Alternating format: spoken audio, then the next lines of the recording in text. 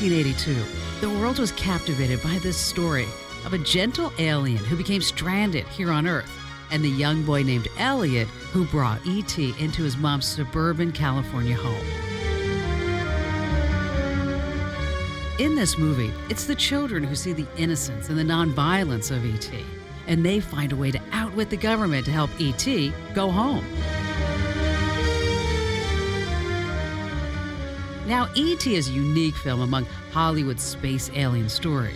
Until E.T. and the artistry of Steven Spielberg, all Hollywood aliens were frightening and mean and terrible looking. They were here to do us harm. And sometimes they were here to do us in.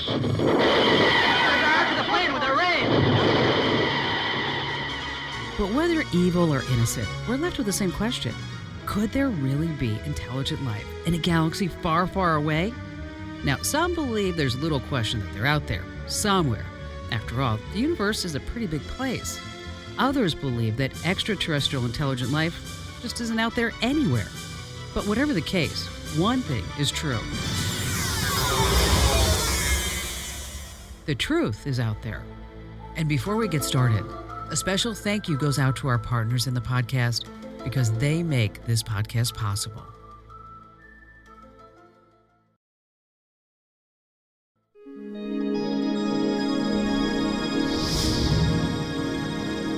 All right, let's get started, but let me tell you first a little bit about myself. I'm the kind of person who, if you came to me and said, "Hey, Kim, I saw a whole bunch of UFOs last night," who am I to say that you're crazy? Because human beings have reported seeing unexplainable and very mysterious flying objects for thousands of years. In fact, Alexander the Great reported seeing a pair of UFOs in 329 BC. He described them as two great silver shields spitting fire. All this happened as his army was trying to cross a river on their way to conquering the known world. The entire army was so shaken with fear, they abandoned the river crossing and they fled. But long before that, the Bible records a very intriguing story of Ezekiel's wheel. Ezekiel lived 3,000 years ago. He was recognized as a prophet by Judaism, Christianity, and Islam. In the book of Ezekiel, chapter 1, verses 4 through 28, you'll find the full account of storm clouds gathering from the north, filled with lightning and brightly colored lights. And he claims to be an eyewitness to what appears to many as an actual UFO landing.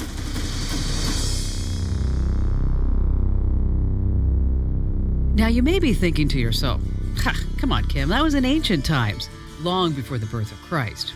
In those days, most believed the earth was flat. Pharaoh still ruled Egypt. Donkeys were a main source of power. All that stuff about UFOs was probably a bunch of hogwash, right? Maybe, maybe not.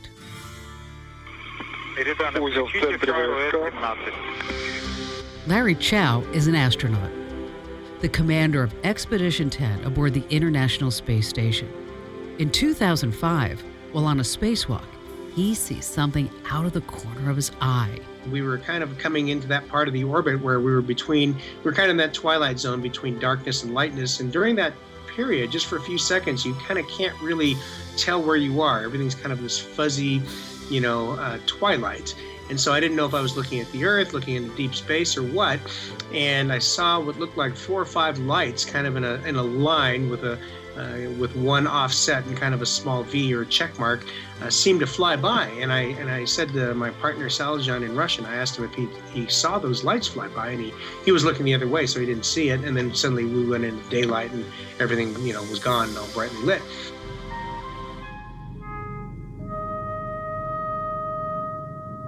Talk about close encounters. Larry's not only an astronaut, he's a scientist. Larry's an engineer with the analytical mind of both. He's an honest guy who obviously has all the right stuff.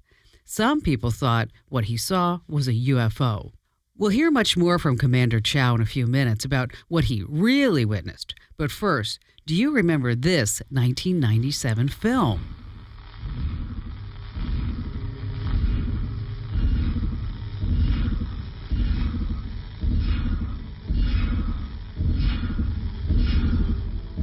That's a scene from Contact. It was based on the book by planetary astronomer Carl Sagan.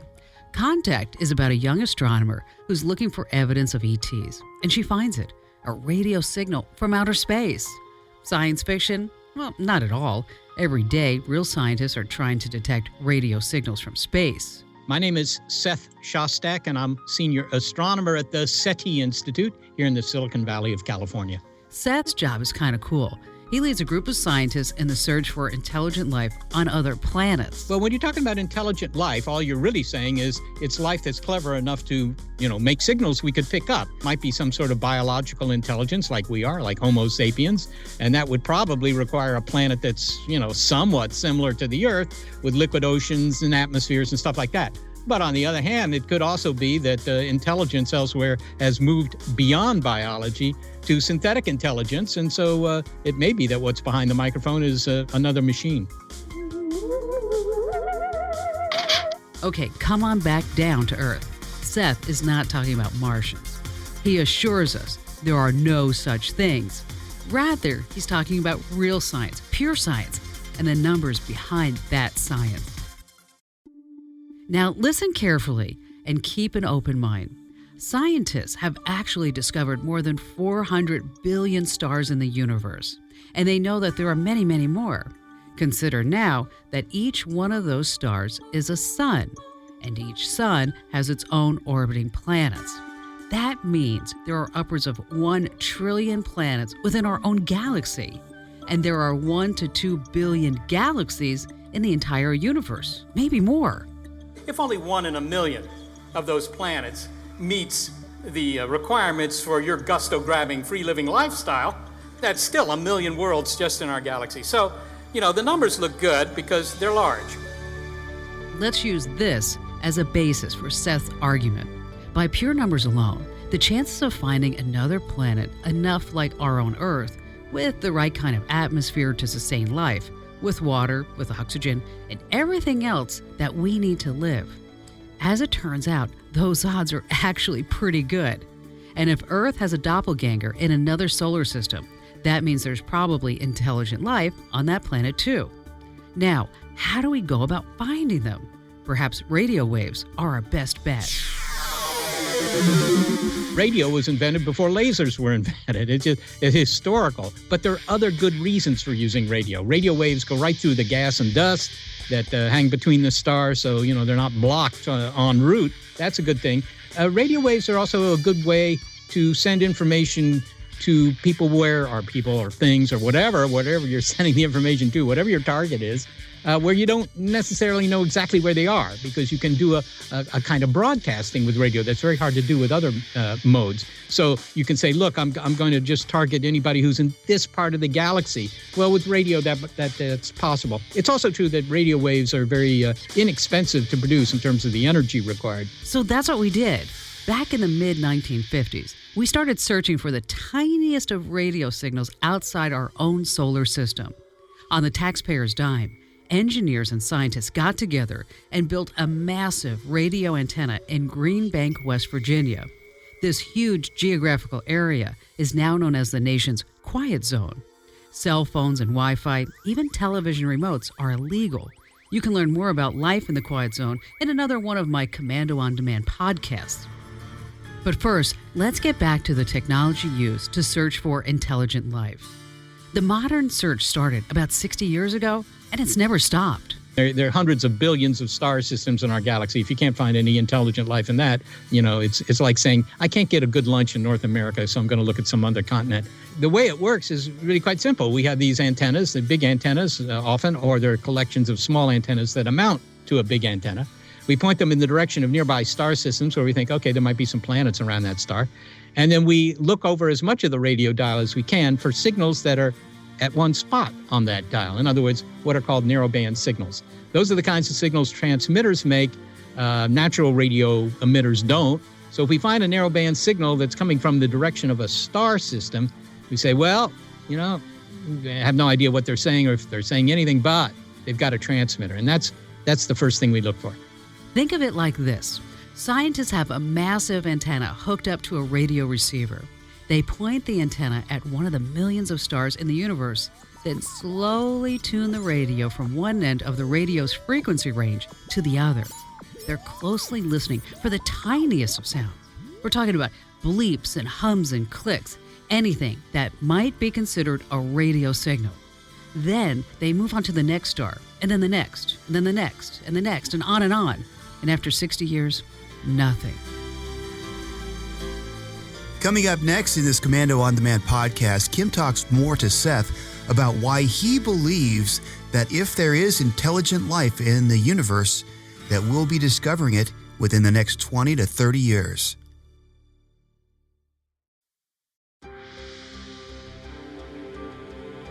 Despite the decades of quiet, scientists are determined. They say finding intelligent life outside the Milky Way is like finding a needle in the haystack the size of North America. Radio is a technological development that any society that learns enough about, physics is going to develop. It's one of the better ways to communicate. In fact, as far as we know, using electromagnetic radiation is probably the best way to communicate. So that means radio and light waves. There undoubtedly are intelligent creatures out there, for example, that have never developed that. But those aren't the ones we're going to hear from. So it's like saying, oh, but what about the Neanderthal Klingons? There may be Neanderthal Klingons, but they're not building a transmitter that we can pick up. There are only a handful of these massive space antennas around the globe. We talked about the one in Green Bank. There's also another in Australia, Puerto Rico, and then there's the Allen Telescope Array, not far from San Francisco. It's named after the guy who paid for it, Paul Allen. You know him, the co-founder of Microsoft. He's got a lot of money. All of these antennas are connected to very sensitive receivers. They're searching on the electromagnetic radio wave spectrum for signals, the same kind we transmit every day with AM/FM radios, microwave ovens, radar systems, LED light bulbs, cell phones, and even X-ray machines. Now, that got me to thinking, if we're searching for intelligent life in another solar system, does that mean that they could be actually searching for us too? And if so, why don't we make it easy for them and use these massive antennas as transmitters as well as receivers? Broadcasting is controversial for some people because they think it's a dangerous thing to do. I think that's a kind of funny argument. I don't buy into it myself, but there are people who do. But in any case, we're not doing any of that. We're leaving all the broadcasting to the major networks or to the radar sets at the local airport. Some scientists fear that broadcasting may bring us right back to those 1950s Hollywood alien movies, the kind who want to kill us all and colonize Earth. To be politically correct, we'll call them an aggressive civilization. But what are we trying to keep secret? I mean, come on. If there is intelligent life out there, and if they're actively searching for us, wouldn't all of our cell phones, radar transmissions, and nuclear tests over the years have already given us away? We've only been making our presence known since the Second World War by, constructing transmitters to broadcast FM radio, television, radar. Radar is very visible. So if they're close enough, if they're within 70 light years, say, then they could pick up those signals, some of those early signals, and then they would know we're here. If they're farther away, and 70 light years is not very far in astronomy, if they're farther away than that, then I think it's extraordinarily unlikely that they would know that we're here. So let's do a little math. How far away could intelligent life be? A light year is the distance that light travels in a year. That's about 6 trillion miles. It's a 6 followed by 12 zeros. That's why we use shorthand and call it a light year. Now, the closest solar system to us is 4 to 10 light years away. That means using the fastest rockets NASA can currently build, it would take about 100,000 years to get there. Despite the distance, Seth has a bold prediction, and pencil this into your calendar. He believes that if there is intelligent life outside of our own solar system, then we will contact them within 20 years, 2036.